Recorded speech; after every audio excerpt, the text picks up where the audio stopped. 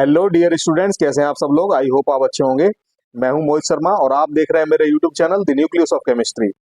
Okay, तो आज class ninth chemistry का जो चैप्टर नंबर 1 है हमारे पास, मैटर इन अवर सराउंडिंग, उसका ये लेक्चर नंबर 8 हमारे पास, जिसमें मैं आज आपको सॉल्व करवाने वाला हूं एनसीईआरटी इन टेक्स्ट क्वेश्चन। तो स्टार्टिंग के जो 4 क्वेश्चंस है हमारे पास, ये ऑलरेडी हम लोग प्रीवियस वीडियो लेक्चर्स में सॉल्व कर चुके हैं। तो इनको छोड़ के आगे के क्वेश्चंस को हम लोग सॉल्व करना स्टार्ट करेंगे। तो बिना किसी देरी के स्टार्ट करते हैं अपना लेक्चर और मूव करते हैं हम लोग क्वेश्चन नंबर फर्स्ट की तरफ। देखिए क्वेश्चन नंबर फर्स्ट क्या दिया है आपको। क्वेश्चन नंबर फर्स्ट दिया है the mass per unit volume of a substance is called density. Density की डेफिनेशन दे रखी है।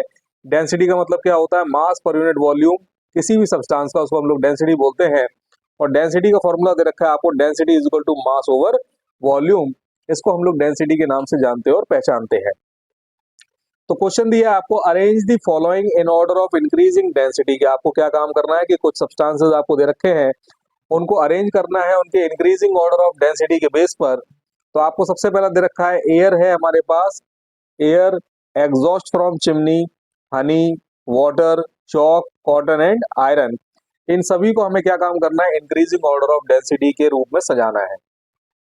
कैसे सजाएंगे? तो सबसे पहली चीज तो जो आपको पता होनी चाहिए वो ये कि हाईएस्ट डेंसिटी किस फिजिकल स्टेट ऑफ मैटर की होती है। तो याद रखिएगा, डेंसिटी जो होती है वो सॉलिड की हाईएस्ट होती है, इसके बाद इंटरमीडिएट होती है डेंसिटी लिक्विड की, और सबसे कम होती है डेंसिटी हमारे पास गैस की। तो जब भी कभी आपको इस तरीके का क्वेश्चन दिया हो तो सबसे पहला काम आपका ये है कि ये आइडेंटिफाई कीजिए उन सब्सटेंसेस में कि कौन गैसेस की कैटेगरी में आ रहे हैं, कौन लिक्विड्स की कैटेगरी में आ रहे हैं, और कौन से ऐसे हैं जो हमारे सॉलिड्स की कैटेगरी में आ रहे हैं। तो अगर हम बात करते हैं सबसे पहले गैस की, तो गैस में आपको दो चीजें दे रखी हैं। एक तो हमारे पास दे रखा है एयर, और एक दे रखा है हमारे पास एग्जॉस्ट फ्रॉम चिमनी। सेकंड, अगर हम लोग लिक्विड की बात करते हैं, लिक्विड्स के केस में क्या दे रखा है हमारे पास, लिक्विड्स के केस में दो चीजें दे रखी हैं। एक तो हनी दे रखा है हमारे पास, एक हनी दिया हुआ है, और दूसरा दिया है हमारे पास वाटर। थर्ड, अगर हम लोग सॉलिड्स की बात करते हैं तो सॉलिड्स में हमारे पास दिया हुआ है, एक तो चॉक दे रखा है, एक तो चॉक दे रखा है हमारे पास, एक दे रखा है कॉटन, एंड सबसे लास्ट में दिया हुआ है हमारे पास आयरन। तो ये सब्सटेंसेस दे रखे हैं हमारे पास। गैस में दे रखा है हमारे पास एग्जॉस्ट फ्रॉम चिमनी, और एक दिया है हमारे पास एयर। लिक्विड्स के केस में दिया हुआ है हनी एंड वाटर। सॉलिड्स के केस में क्या दे रखा है आपको, चॉक दे रखा है, कॉटन दे रखा है, और आयरन दे रखा है।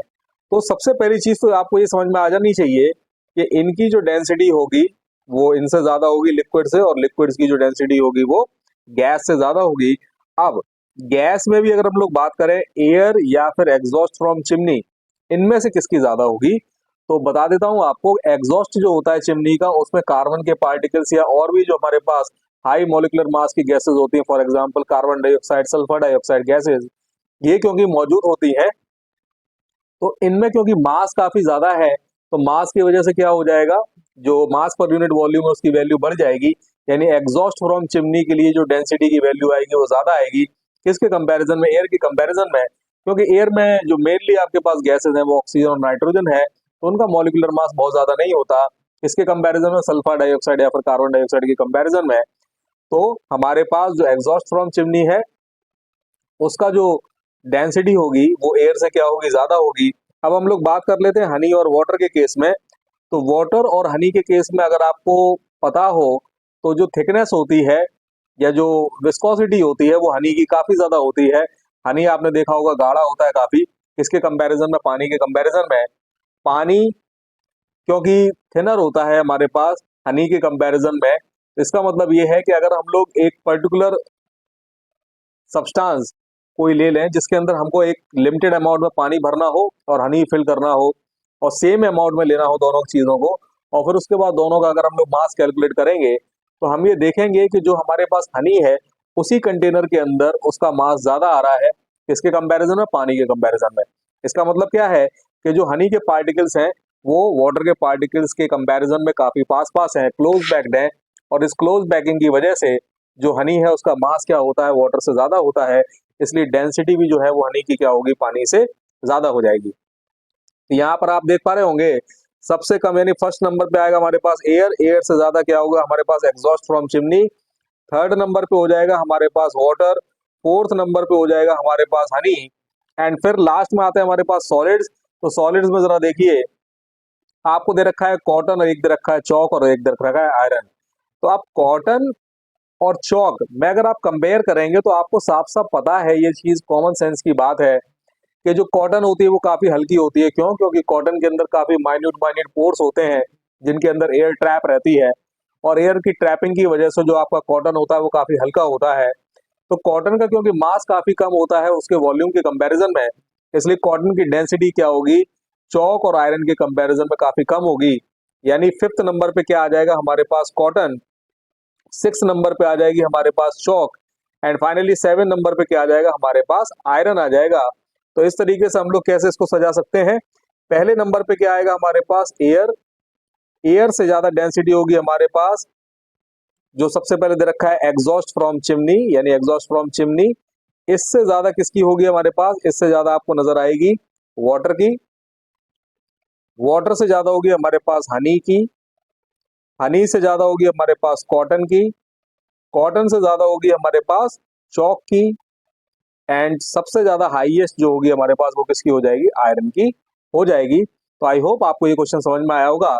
चलिए नेक्स्ट देखते हैं, हमारे पास क्वेश्चन नंबर 2 दे रखा है हमारे पास, tabulate the differences in the characteristics of states of matter. तो आपको क्या करना है कि आपको अलग अलग जो कैरेक्टरिस्टिक्स हैं स्टेट्स ऑफ मैटर के उनको डिफाइन करना है। तो ये जो फर्स्ट पार्ट है ये भी ऑलरेडी मैं आपको एक्सप्लेन कर चुका हूं, तो आप पुराने वीडियो लेक्चर देखिए, वहां पर आपको सारे कैरेक्टरिस्टिक्स जो कि अलग अलग स्टेट से बिलोंग करते हैं मैटर के, सॉलिड स्टेट हो चाहे आपका लिक्विड स्टेट हो या गैसियस स्टेट हो, ऑलरेडी मैं वहां पर आपको एक्सप्लेन कर चुका हूं। चलिए मूव करते हैं इसके सेकंड पार्ट की तरफ। वो सेकंड पार्ट देखते हैं क्या है। आपसे बोला गया कमेंट ऑन दी फॉलोइंग। तो सबसे पहला दिया गया हमारे पास रिजिडिटी। तो रिजिडिटी का मतलब क्या होता है समझिए, जानने की कोशिश कीजिए कि रिजिडिटी का मतलब क्या होता है। Rigidity means tendency to maintain shape when some outside force is applied. यानी ये किसी सब्सटेंस की वो टेंडेंसी है जिसकी वजह से ये अपने शेप को बरकरार रखता है तब जब कोई आउटसाइड फोर्स उसके ऊपर क्या किया जाता है, अप्लाई किया जाता है। इस टेंडेंसी को हम लोग क्या बोलते हैं, रिजिडिटी बोलते हैं। सेकेंड है हमारे पास कंप्रेसिबिलिटी। कंप्रेसिबिलिटी का मतलब होता है tendency to decrease volume when some outside force is applied. कि अगर आपने कोई आउटसाइड फोर्स अप्लाई किया और जो सब्सटेंस है उसका उसके वॉल्यूम में कमी आ गई, तो इस वॉल्यूम में कमी आने को ही जब कोई आउटसाइड फोर्स अप्लाई किया जाता है हम लोग किस नाम से जानते हैं, कंप्रेसिबिलिटी के नाम से जानते हैं।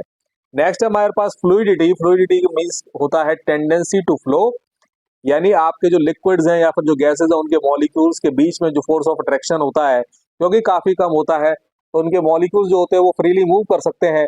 और इस फ्रीली मूव करने की जो टेंडेंसी है यानी टेंडेंसी टू फ्लो, इसको हम लोग क्या बोलते हैं, फ्लूइडिटी के नाम से जानते हैं। नेक्स्ट दे रखा है हमारे पास काइनेटिक एनर्जी। अगला दे रखा है हमारे पास kinetic energy. What is the meaning of kinetic energy? Kinetic energy का मतलब होता है energy possessed by the particles due to motion. यानी जो भी हमारे पास पार्टिकल्स हैं उनके मोशन की वजह से, उनके मूव करने की वजह से जो एनर्जी होती है उसको हम लोग किस नाम से जानते हैं, काइनेटिक एनर्जी के नाम से जानते हैं। एंड फाइनली आ जाता है हमारे पास डेंसिटी। तो डेंसिटी का मतलब तो अभी आपको ऊपर पढ़ाया ही गया था। Density means mass per unit volume of a substance, उसको हम लोग किस नाम से जानते हैं, डेंसिटी के नाम से जानते हैं। ओके, तो आई होप ये भी क्वेश्चन आपको क्लियर हुआ होगा। चलिए मूव करते हैं हम लोग क्वेश्चन नंबर थर्ड की तरफ। पार्ट नंबर ए देखते हैं इसका। A gas fills completely in the vessel in which it is capped. तो ऐसा क्यों हो रहा है, रीजन पूछा गया है आपसे। तो मैंने आपको बताया था कि गैसेस के पार्टिकल्स के बीच में जो इंटर पार्टिकल डिस्टेंस होती है क्योंकि वो बहुत ज्यादा होती है, and because of the large inter particle distance between different particles of gases the inter particle force of attraction acting between two or more particles of the gases are minimum or negligible. क्या मतलब है इस चीज का, क्योंकि inter particle distance काफी ज्यादा होता है गैसेस के केस में, तो उनके बीच में लगने वाला जो फोर्स ऑफ अट्रैक्शन होता है वो ऑलमोस्ट नेग्लिजिबल होता है। यानी गैसेस के पार्टिकल बड़े आराम से फ्रीली मूव कर सकते हैं, and because of their free movement जो आपके गैस के पार्टिकल्स होते हैं उनको जिस कंटेनर के अंदर रखा जाता है उस कंटेनर की पूरी शेप को क्या कर लेते हैं, वो ऑक्यूपाई कर लेते हैं। तो इसका रीजन क्या हुआ, गैस के पार्टिकल्स के बीच में क्योंकि डिस्टेंस काफी ज्यादा है, एंड बिकॉज ऑफ विच उनके बीच में फोर्स ऑफ अट्रैक्शन कैसा है, नेग्लिजिबल है। जिसकी वजह से गैस के पार्टिकल्स फ्रीली मूव कर सकते हैं और जिस कंटेनर के अंदर रखा जाएगा उसी की शेप को क्या कर लेंगे, ऑक्यूपाई कर लेंगे। ये इसका आंसर हो जाएगा। नेक्स्ट है हमारे पास, a gas exerts pressure on the wall of the container. तो देखिए, मान लीजिए सपोज हमारे पास ये कंटेनर है, अब इसके अंदर अगर आपने गैस फिल कर रखी है और ये क्लोज कंटेनर कर ले रखा है हमने, गैस फिल कर रखी है, तो गैस के पार्टिकल्स की तो टेंडेंसी होती है, आपको पता है कि वो रैंडमली मूव करते हैं, और रैंडमली मूव अगर करेंगे तो क्या होगा, ये जो गैस के पार्टिकल्स हैं एक तो वो आपस में कोलाइड करेंगे, एक दूसरे के साथ टकराएंगे, और जो गैस के पार्टिकल्स हैं वो कंटेनर की वॉल से भी टकराएंगे। तो अगर कंटेनर की वॉल से टकराएंगे तो क्या होगा, एक फोर्स पर यूनिट एरिया लगेगा, और उस फोर्स पर यूनिट एरिया को हम लोग किसके नाम से जानते हैं, प्रेशर के नाम से जानते हैं। तो इसका आंसर क्या हो गया, a gas exerts pressure on the wall of the container because the gas particles are randomly moving and because of their movement they not only collide with itself but also collide with the other atoms or molecules of their particular gas। इसके अलावा इनका जो collision है वो किसके साथ भी होता है, they also collide with the wall of the container. तो जो गैस के मॉलिक्यूल्स हैं they not only collide with one another but they also collide with the wall of the container, and because of this collision they apply the force per unit area on the wall of the container. This is called pressure. इसी को हम लोग किसके नाम से जानते हैं, pressure के नाम से जानते हैं। ओके, अगला दे रखा है हमारे पास, a wooden table should be called a solid. तो सॉलिड की डेफिनेशन क्या होती है, कौन सा सब्सटेंस आपको सॉलिड कहलाता है। तो सॉलिड की टेंडेंसी है ऑल दो substances which has fixed shape और फिक्स्ड वॉल्यूम, उनको हम लोग किसके नाम से जानेंगे, सॉलिड के नाम से जानेंगे। तो जो भी हमारे पास वुडन टेबल है, ना तो उसका शेप चेंज होता है ना ही वो वॉल्यूम चेंज करती है, इसका मतलब जो हमारे पास वुडन टेबल है वो किसकी कैटेगरी में आएगी, आपका सॉलिड्स की कैटेगरी में आएगी। नेक्स्ट है हमारे पास option number, question number D, इसका part D, question number third का पार्ट डी दे रखा है, we can easily move our hand in air but to do the same through a solid block of wood we need a karate expert. तो हमें ऐसा क्यों बोला जा रहा है कि हम लोग अपने हाथों को एयर में तो बड़े आराम से मूव कर सकते हैं, लेकिन अगर मुझे सॉलिड ब्लॉक ऑफ वुड में ये मूवमेंट करना है तो मुझे कराटे एक्सपर्ट चाहिए। उसकी वजह क्या है, क्योंकि मैंने आपको बताया था कि गैस के पार्टिकल्स के बीच में क्योंकि जो इंटर पार्टिकल डिस्टेंस है वो काफी ज्यादा है, इसकी वजह से पार्टिकल्स के बीच में जो फोर्स ऑफ अट्रैक्शन लग रहा है वो कैसा है, हमारे पास मिनिमम है। और अगर पार्टिकल के बीच में जो फोर्स ऑफ अट्रैक्शन लग रहा है वो मिनिमम है, इसका मतलब क्या होगा, हम अपने हैंड्स को बड़े आराम से क्या कर पाएंगे, मूव कर पाएंगे एयर के अंदर। लेकिन अगर वही काम मुझे किसी सॉलिड के साथ में करना है तो ये इसलिए बहुत ज्यादा टफ हो जाएगा क्योंकि सॉलिड्स के अंदर जो इंटर पार्टिकल डिस्टेंस है वो बहुत कम होती है, जिसकी वजह से inter particle force of attraction काफी ज्यादा होता है, और फोर्स ऑफ अट्रैक्शन काफी ज्यादा होने की वजह से उस फोर्स ऑफ अट्रैक्शन को ब्रेक करने के लिए मुझे एक प्रोफेशनल कराटे एक्सपर्ट चाहिए, वो ही इस काम को कर सकता है। नॉर्मल ह्यूमन बीइंग के ये बस की बात नहीं है। ओके, नाउ नेक्स्ट मूव करते हैं हम लोग आज के लास्ट क्वेश्चन की तरफ। तो आज का लास्ट क्वेश्चन है हमारे पास क्वेश्चन नंबर 4। ये दिया है हमारे पास, liquids generally have lower density as compared to solids but you must have observe that ice floats on water, find out why. तो आपको बोला गया है कि लिक्विड्स जनरली इनकी जो डेंसिटी होती है वो सॉलिड के कंपैरिजन में कम होती है, लेकिन हमने अक्सर ये देखा है कि जो आइस होती है वो पानी के ऊपर फ्लोट करती है। आइस क्या है हमारे पास, सॉलिड फॉर्म ऑफ वाटर है, और फ्लोटेशन का एक प्रिंसिपल है कि जिसकी डेंसिटी पानी से कम होगी वो पानी के ऊपर फ्लोट करेगी, और जिसकी डेंसिटी, जिस सब्सटेंस की डेंसिटी पानी से ज्यादा होगी वो पानी में सिंक कर जाएगी। अब अगर ये बोला जा रहा है कि आइस जो है वो सॉलिड होने के बावजूद भी वाटर के ऊपर फ्लोट करती है, इसका मतलब ये है कि कहीं ना कहीं आइस सॉलिड जरूर है, और मैक्सिमम केसेस में सॉलिड की डेंसिटी लिक्विड से ज्यादा होती है, ये भी बात सच है। लेकिन आइस के केस में ऐसा नहीं है, आइस की डेंसिटी जो होती है वो लिक्विड वाटर के कंपैरिजन में क्या होती है, कम होती है।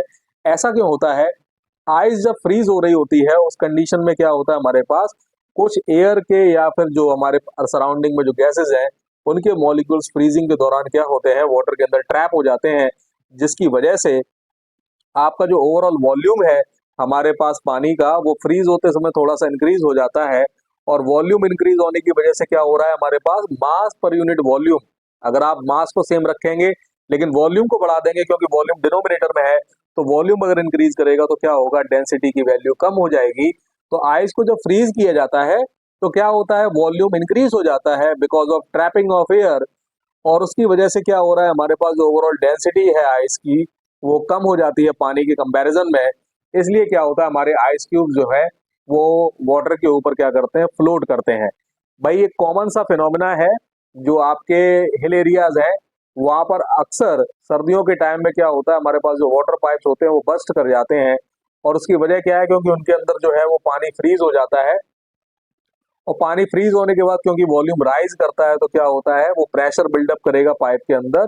और बहुत सारे केसेस में क्या होता है, वो पाइप्स उस प्रेशर को होल्ड नहीं कर पाते, कई जगह से क्रैक हो जाते हैं, टूट जाते हैं।